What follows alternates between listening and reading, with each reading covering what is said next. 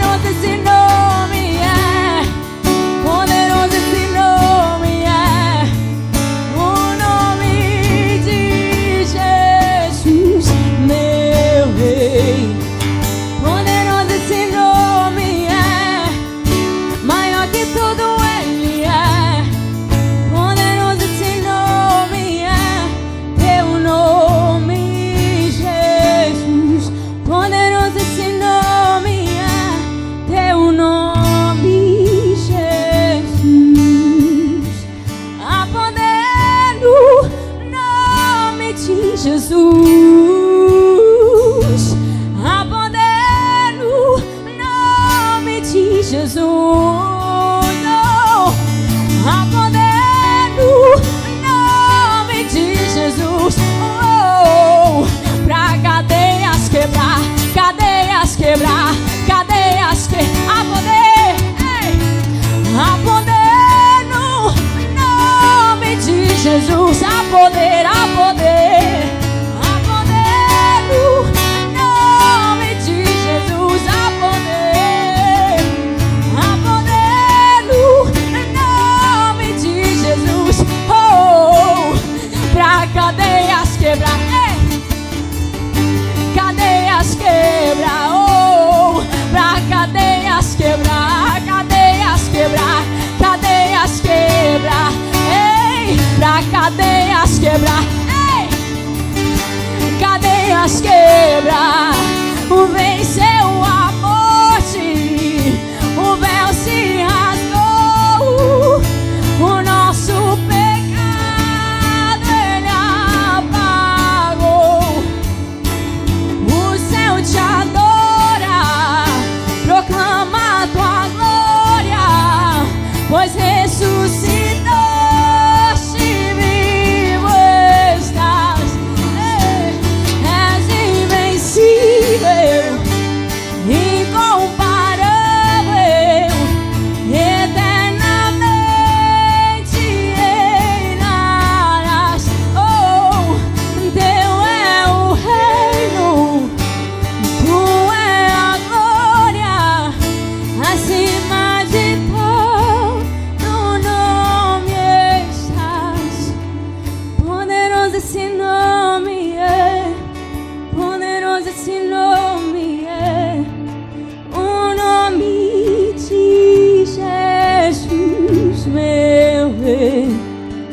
Poderoso esse nome é, maior que tudo ele é.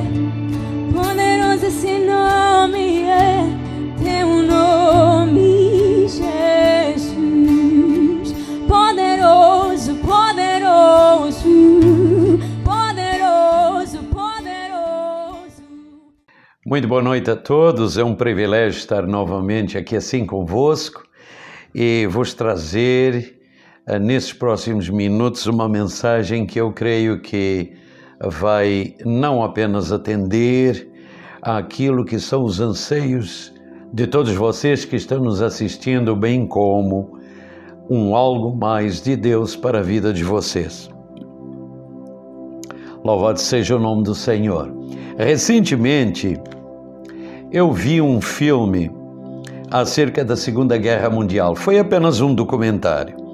A destruição em massa na Europa e como a Europa tinha sido, depois disso, levou uma porção de anos para ser restaurada, e hoje quem vai à Europa, são passados algumas décadas, jamais imagina como é que realmente foi a devastação dessa Segunda Guerra Mundial.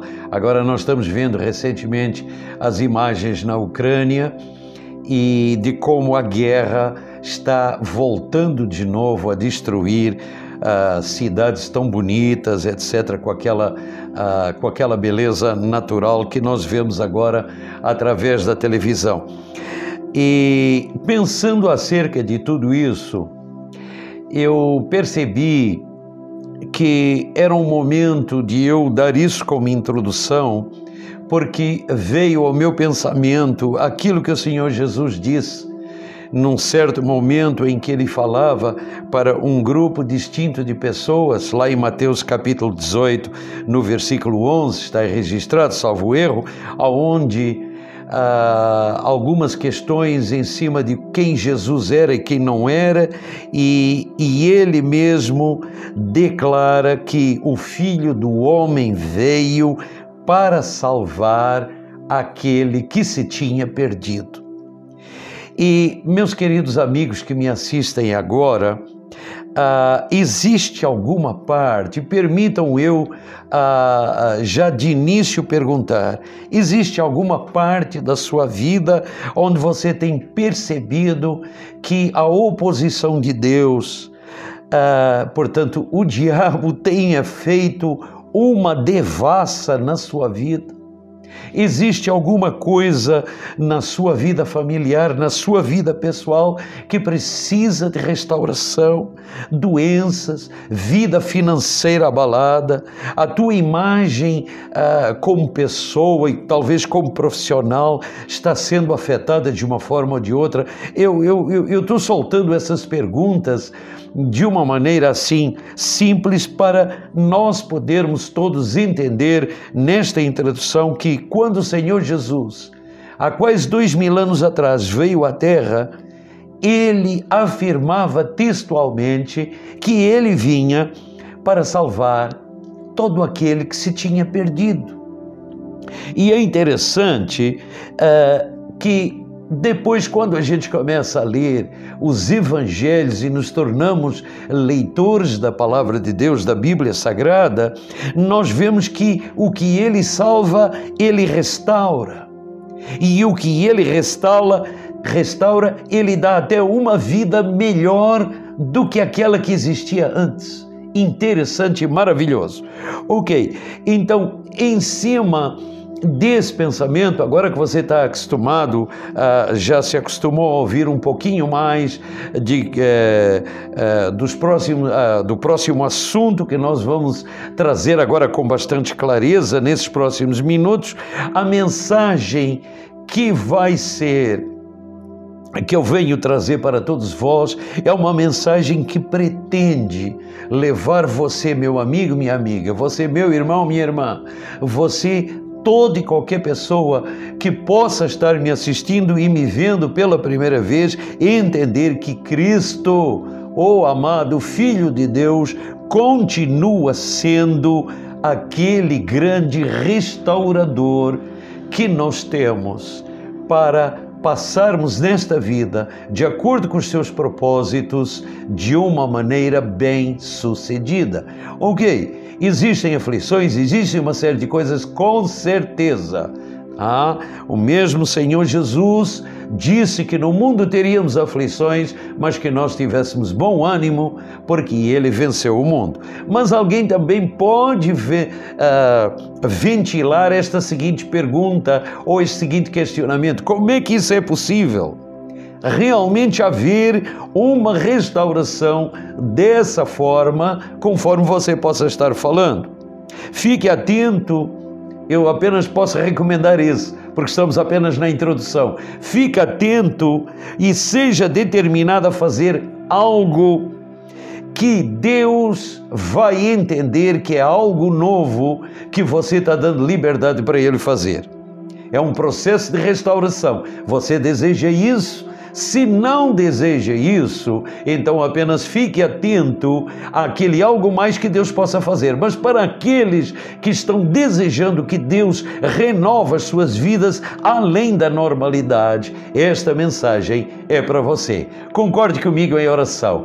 Pai amado, no nome de Jesus, obrigado, Senhor, porque estes momentos nós temos consagrado a Ti, para que as pessoas que nos assistem possam olhar as suas Bíblias e entender que Tu és, Senhor, tudo aquilo que a Tua Palavra de Deus diz que Tu és e que fazes e que restauras na vida de cada um de nós. Assim te pedimos, Senhor, que haja uma total e completa restauração para essas vidas, que assim, ao ouvirem estas palavras, possam ganhar fé e entender que este é o momento para elas. Em nome de Jesus, Senhor, te pedimos e te agradecemos. Amém e amém. Louvado seja o nome do Senhor. Este tema que eu intitulei Cristo Restaurador é realmente algo importante. Eu não sou muito especialista em criar títulos, mas posso dizer para vocês, os meus títulos são sempre aqueles que representem algo específico que cada um possa entender exatamente qual é o tipo de mensagem que vai ouvir. Nós vamos falar sobre como Deus restaura, através de seu Filho, à luz das Escrituras, como Deus restaura a vida de qualquer pessoa que se chega a Ele da maneira certa.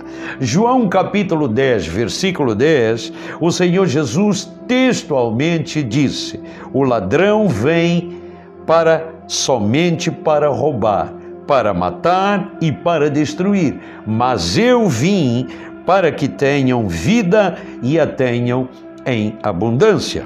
Então, 2 pontos principais que eu quero trazer a vocês nesse início de restauração. Quem não quer que a gente, na realidade, seja restaurado em Cristo, é o inimigo das nossas almas. Satanás, vulgo diabo. Então, vamos dizer assim, esse ser que não pertence mais ao reino dos céus, ele veio para matar, para roubar e para destruir. É interessante que no original grego a palavra matar é uma palavra que significa não apenas matar para aniquilar, é uma palavra que no grego original significava sacrificar, ou seja, haver um sacrifício desse alguém ou de alguma coisa ou de algum animal antes de ser morto. E é isso que o diabo vai tentar fazer nas nossas vidas. Podem crer que ele não vai dar absolutamente trégua para ninguém. Isso significa que na realidade ele quer arrasar totalmente, despedaçar de tudo que é jeito e criar o maior sofrimento possível, em forma de sacrifício, até nada restar com vida ou ficar de pé. Por que isso? Isso daria uma outra mensagem em nós explicarmos por que esses atributos das trevas e de toda essa turma que não pertence mais ao reino dos céus, mas vamos falar isso uma outra hora. Mas o mais importante deste versículo é aquilo que Jesus diz no final desse versículo, na segunda parte: eu vim para que tenhais vida e vida com abundância, porque tem uma outra tradução diz para que tenham vida e a tenham em abundância. Ok, essa palavra grega no original é a palavra grega zoe, e essa palavra grega zoe significa a vida do tipo de Deus. Por quê? Porque é uma vida criativa, é uma vida eterna, é uma vida divina, é uma vida inigualável, que no meu e no seu espírito, pela pronúncia e a verbalização das suas palavras, se você crer nisso e não duvidar e convidar Jesus para entrar na tua vida, aqueles que já passaram por esse processo sabem que isso é uma realidade. Você verdadeiramente tem dentro de você essa maravilhosa vida do tipo de Deus. Então, restaurados em Deus é alguma coisa que o Senhor tem uma expectativa que a gente creia, que a palavra de Deus diz que é para nós. Vamos lá. Avançando um pouquinho mais, o que Jesus fez e continua fazendo na nossa geração atual é o que nós precisamos de entender que é um padrão original. Esse padrão original, eu gosto muito desta passagem e eu vou ler rapidamente em Efésios, no capítulo 2 e nos versículos 1 a 10. No capítulo 2, versículo 1 diz assim: Ele, Jesus, vos deu vida, estando vós mortos nos vossos delitos e pecados. No versículo 2 diz assim: nos quais andastes outrora, segundo o curso deste mundo, segundo o príncipe da potestade do ar, do espírito que agora atua nos filhos da desobediência. Versículo 3 diz: entre os quais também todos nós andamos outrora, segundo as inclinações da nossa carne, fazendo a vontade da carne e dos pensamentos, e éramos por natureza filhos da ira, como também os demais. Versículo 4 segue adiante dizendo essa trajetória do ser humano sem Deus. Mas Deus, sendo rico em misericórdia, por causa do grande amor com que nos amou, e estando nós mortos em nossos delitos, nos deu vida juntamente com Cristo, pela graça sois salvos.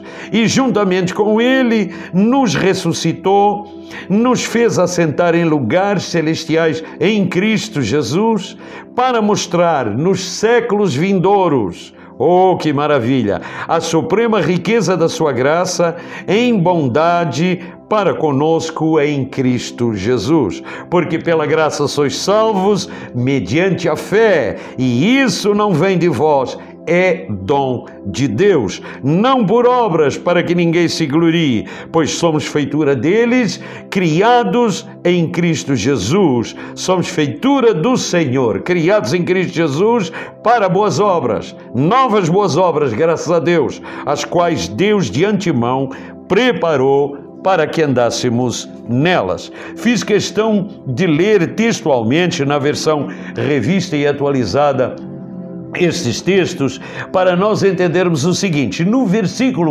1, nós lemos que Jesus nos deu esse tipo de vida. A vida, essa palavra no original continua sendo, no grego, zoe, a vida do tipo de Deus. No versículo 2, nos quais andaste outrora segundo o curso deste mundo, segundo o príncipe da potestade do ar, do espírito que agora atua nos filhos da desobediência, representa que antes de nós termos esse tipo de vida, porque o primeiro casal lá no Éden caiu em pecado, todas as gerações pecaram, e o príncipe das potestades do ar, desse espírito das trevas, que agora atua nos filhos da desobediência, atuava também em nós, ok? Então, avancemos o seguinte: todos nós andávamos assim outrora, diz o versículo 3, e os versículos 4 e 5 nos reforçam que, mesmo assim, sendo desprovidos de toda e qualquer vida do tipo de Deus, portanto, apenas uma natureza carnal funcionando em nós, a vida espiritual estava disponível para nós. E Deus, na sua misericórdia, por causa do seu grande amor com que nos amou, envia o seu Filho para que essa vida voltasse a pertencer a nós e pudesse restaurar completamente o nosso homem interior, portanto o nosso espírito e a nossa alma.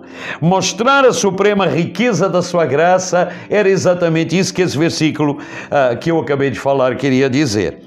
Porque pela graça sois salvos mediante a fé, isso não vem de vós, é dom de Deus, não por obras, para que ninguém se glorie. Por quê? Porque há uma tendência carnal de se fazer obras e de se fazer coisas para se querer impactar para Deus. Quantas coisas boas, humanamente falando, nós estamos fazendo. Nada disso, ou nós vínhamos fazendo, nada disso tem o efeito necessário enquanto não ocorrer dentro de você a transformação da vida do tipo de Deus entrando no seu espírito, ok? Mas entenda o seguinte: somos feitura dele, criados em Cristo Jesus para novas boas obras. Então isso quer dizer que a feitura que o Senhor nos criou lá no original, no Éden, antes de Adão e Eva terem pecado, o Deus quer restaurar essa primeira ideia através de seu Filho Jesus para toda a humanidade. O dia em que eu percebi isso, eu me tornei a pessoa mais feliz da face da terra, porque eu dizia para mim: agora eu tenho uma chance de voltar a viver eternamente com Deus. Louvado seja o nome do Senhor. Então eu tiro com esses essa meia dúzia de versículos, eu tiro duas conclusões chaves. No original grego, a palavra feitura tem uma representatividade muito grande, porque essa palavra que está em português, feitura, no original representa Deus nos fez como uma obra-prima, uma obra de arte. Louvado seja Deus, Ele não nos fez de qualquer forma, como muitos apregoam por aí. Jesus chegou e mudou esse cenário, que era um cenário que distorcia essa obra-prima com que nós tínhamos sido criados e nos faz novamente, renovados no Espírito com Ele, nos sermos novamente a obra de arte, a imagem e semelhança original com que o Senhor nos criou. Então vamos lá. Existe um terceiro aspecto que eu chamo de o Senhor Jesus é um grande restaurador. Vamos lá. Isso está onde? No Salmo 23, nos versículos 1, 2 e 3. Salmo 23 diz: o Senhor é meu pastor e nada me faltará. Deitar-me faz em verdes pastos. Guia-me a águas tranquilas, refrigera a minha alma, guia-me pelas veredas da justiça, por amor do seu nome. A palavra do Senhor é maravilhosamente bem colocada aqui através desse cântico do rei Davi. O rei Davi, quando escreveu esse salmo, ele muitas vezes andava de alma inquieta, perseguido pelos seus inimigos. Claro, eram outros tempos. São séculos e séculos passados, as pessoas não falavam, não se expressavam do jeito com que a gente se expressa hoje, não faziam as coisas que nós fazemos hoje, mas tinham uma mesma alma que podia ser amarfanhada e um espírito derrotado pelo diabo e pelas pessoas que rodeavam as pessoas. Então, quando ele coloca refrigera a minha alma, no original quer dizer o Senhor restaura a alma ferida. A nossa alma é um complexo de vontade, intelecto e emoções. Então, precisamos entender tudo isso no homem, quando fica ferido, mesmo com a medicina moderna, não se consegue restaurar completamente com os remédios atuais uma alma danificada, uma mente que leva tempo para ser restaurada. Então, mas a palavra de Deus diz que Jesus tem essas condições. Então, isso quer dizer, o segundo ponto do Salmo 23 é que entramos com o Senhor num processo de restauração espiritual que vai ser manifestado no natural mais tarde. Amém? Por quê? Porque as pessoas vão ter que enxergar isso que está acontecendo conosco, dentro de nós, como sendo algo manifesto no natural. Um quarto aspecto que eu quero trazer para vocês, ok, além do Senhor Jesus ser o grande restaurador, é que Jesus contém uma unção, portanto, um poder de Deus que renova qualquer parte da nossa vida. Se não fosse assim, não estaria escrito o que ele, na sinagoga, se levanta, lê o rolo do livro de Isaías e aproximadamente, se não me engano, salvo erro, Isaías 62 e 63, e ele lê esse rolo de Isaías em Lucas, no capítulo 4, no versículo 18, diz assim, registra esse momento: o Espírito do Senhor está sobre mim, pelo que me ungiu para evangelizar os pobres, enviou-me para proclamar libertação aos cativos, dar restauração da vista aos cegos e para pôr em liberdade os oprimidos do diabo e apregoar o ano aceitável do Senhor. Então, um ponto principal que eu observo é que Jesus contém uma unção, ou seja, a capacitação do nosso entendimento, uma capacitação que vai abrir o nosso entendimento para entender que Jesus tem capacidade de restaurar o nosso interior e, por que não, também sarar e curar as nossas doenças físicas, que e muitas vezes são manifestadas no nosso exterior. O segundo aspecto de que Jesus tinha em Lucas 4,18, que me chama a atenção, é que proclamar não é nada mais, nada menos do que no original, eu também vejo isso com bastante clareza, no original grego diz assim: proclamar é idêntico a dar um veredito de sentença para alguém que está livre. Ok? E foi exatamente isso que Jesus, quando veio há aproximadamente 2000 anos atrás aqui a esta terra e era considerado filho de Deus e filho do homem, ele veio exatamente anunciar isso. E neste exato momento de Lucas capítulo 4, versículo 18, nós vemos o momento derradeiro em que Jesus, nas sinagogas, na sinagoga que ele ia frequentemente, com aproximadamente 30 anos de existência, ele dá essa maravilhosa declaração. Então, eu posso ungir aquele que desejar ter um entendimento mais amplo da minha graça. Eu posso dar um veredito de sentença livre para aqueles que em mim confiarem, que possam ser libertos da opressão, das opressões e do poder do mal. Eu posso restaurar e enxergar onde realmente vocês estão vendo, ou possam não estar vendo tão bem, e por isso eu considero dar vista aos cegos. Por outras palavras, representa enxergar onde ou o que está prendendo a própria pessoa.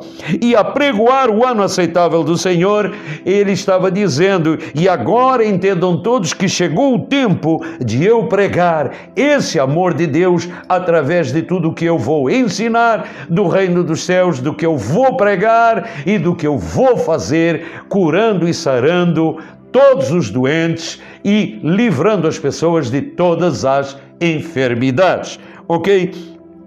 Nesse quarto ponto, Jesus contém essa unção que renova qualquer parte da nossa vida que possa estar danificada.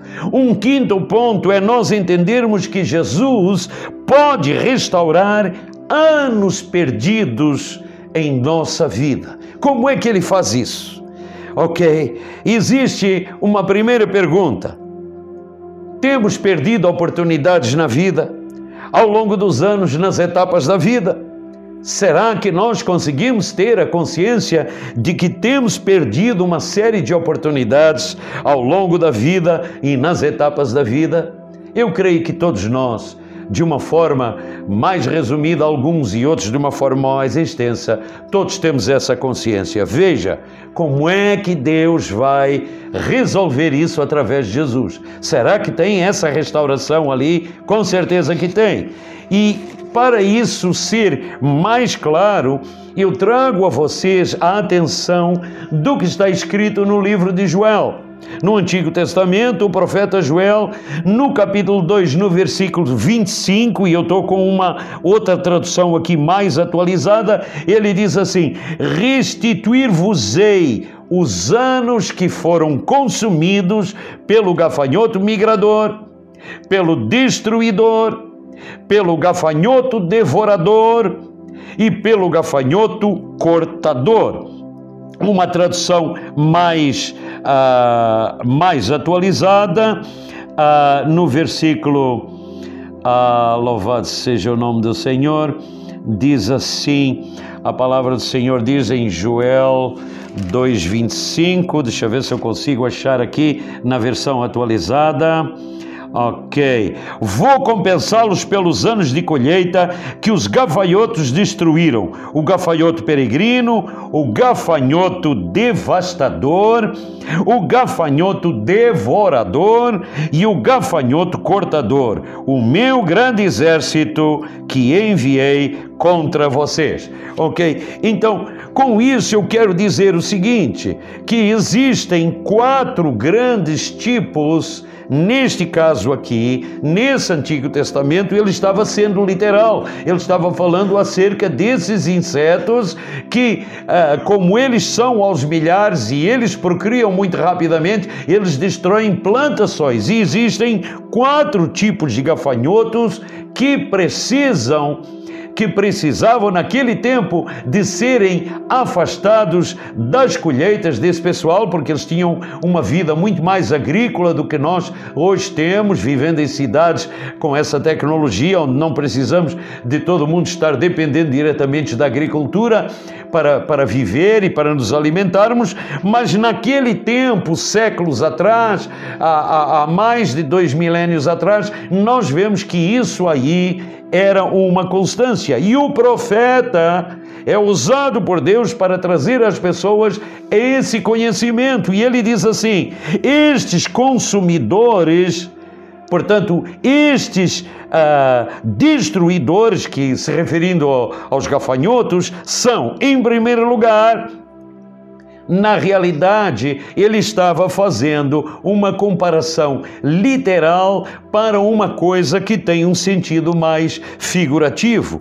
É como se nós pudéssemos entender as fases diferentes, assim como na lavoura que um gafanhoto pode destruir, assim nós podemos ficar debaixo do efeito das trevas e não percebermos as fases de destruição que o inimigo traz à vida da gente. E são como ondas de ataque que vêm sobre a vida das pessoas e elas não percebem inicialmente que isso são ataques diabólicos, que isso são ataques de pessoas que não aprenderam ainda a recorrer a Jesus nesses momentos trágicos. Então, uma primeira onda de ataque representa que neste versículo o povo estava debaixo de uma primeira devastação desses insetos. Veio uma segunda onda e vieram as plantações que foram derrubadas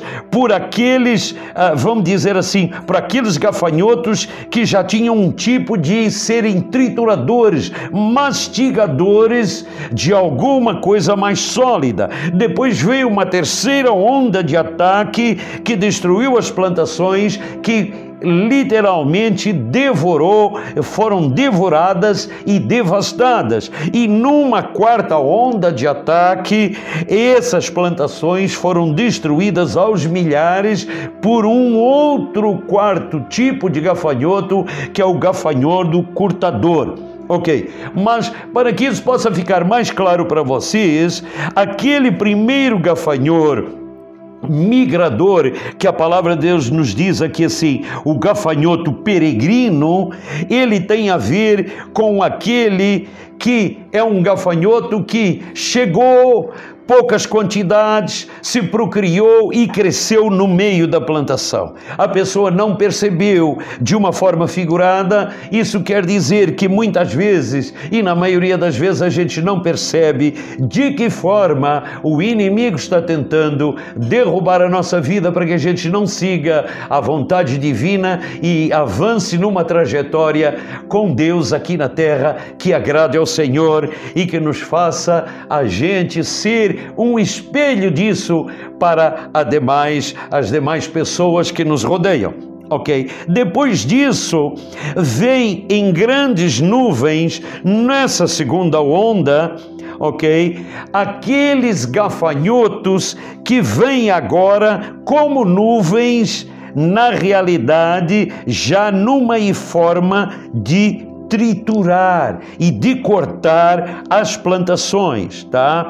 Eles voam, para que vocês tenham uma ideia, eu entrei e pesquisei um pouco acerca disso, tá? Hoje o aplicativo do Google nos permite a gente rapidamente descobrir essas informações, ok? E não ficar dependendo tanto de livros. E basicamente esse tipo de gafanhoto, que é o gafanhoto devorador, ele voa a aproximadamente 40 quilômetros por dia. Ele voa 40 quilômetros por dia e consome aquilo que ele pesa em alimento continuamente por dia também, enquanto está viajando.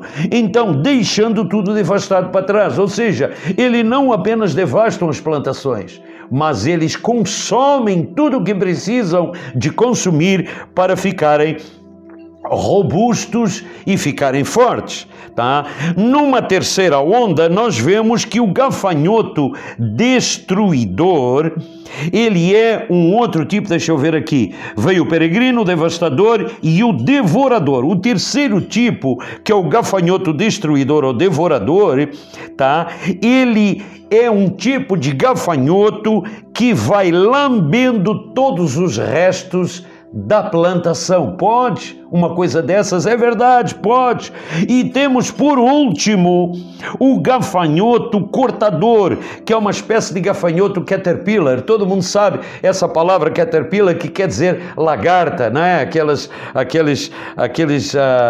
aparelhos hoje, aqueles tratores gigantescos caterpillar. Por quê? Porque herdaram o nome daí. É como uma gigante forma de ele se locomover e que vai devastando tudo em cima de por onde ele vai passar. E nós podemos ver que Salmos 105, versículos 34 e Jeremias capítulo 51, versículos 14 a 17, fala exatamente que o grande problema que eles tinham nas plantações em Israel, na terra de Israel naquele tempo, e que precisavam de pedir a Deus para Deus resolver esse problema, era exatamente esse tipo de gafanhoto, um tipo de gafanhoto cortador, ok? Então, louvado seja o nome do Senhor. Por que eu estou contando todos esses detalhes? Porque os anos vão passando e a gente não vai percebendo que de repente veio um primeiro ataque do diabo, e a gente não percebeu que ele mastigou alguma coisa da nossa vida e nós não percebemos. Depois veio um segundo maior ataque e ele devorou alguma coisa a mais que nós percebemos. Lá pelo terceiro ou quarto ataque é que a gente percebe, peraí, o diabo está querendo acabar com a minha serenidade com a minha família, a minha estabilidade com o meu negócio, está querendo corroer o meu dinheiro, está querendo evitar com que de forma alguma eu cumpra a vontade de Deus aqui na terra. E esses anos são destruídos e nós começamos a caracterizar, a estigmatizar dentro de nós a incapacidade de isso jamais poder ser restaurado. Agora, observem bem, leia novamente Joel capítulo 2, versículos 25. Ele diz assim: vou compensá-los pelos anos de colheitas, vou compensá-los pelos anos de colheitas que os gafanhotos destruíram. Ok? Então, precisamos entender o que são anos perdidos. São anos sem resultados, queridos. São anos sem frutos. Muito trabalho duro, muito projeto errado, muito negócio sem lucro, doenças que demoraram muito tempo a serem resolvidas, conflitos grandes, tragédias.